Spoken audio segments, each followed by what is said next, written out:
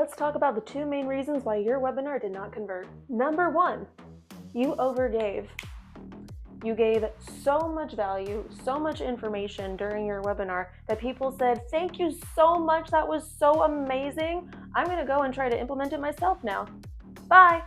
When you overgive in the value part of your webinar, it means that people think that they're gonna be cool to just go off and do it on their own now.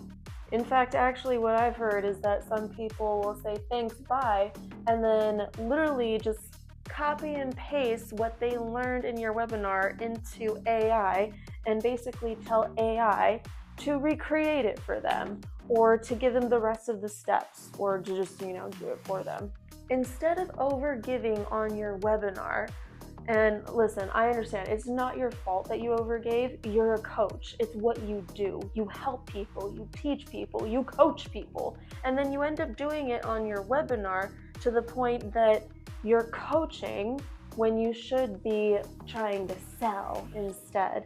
Now, sell is sometimes a pretty dirty word for coaches. They're like, if I could work for free, I could, but you need to eat and pay rent and shit. So you have to not only give value, but you need to make sure that you're not giving too much value to the point where people think that they can just reverse engineer what you taught them or just do all of the rest themselves.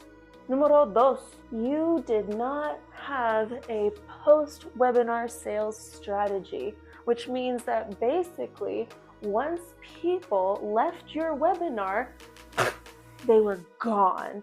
Literally, you got them into that webinar, you got them into that basically live sales call with you. And listen, a webinar is like a pitch.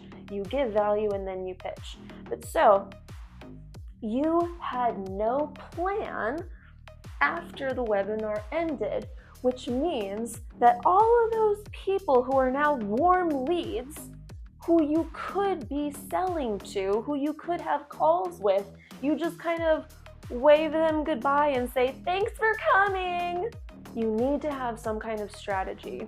Have an automated email sequence go out after the webinar. Send people your sales page.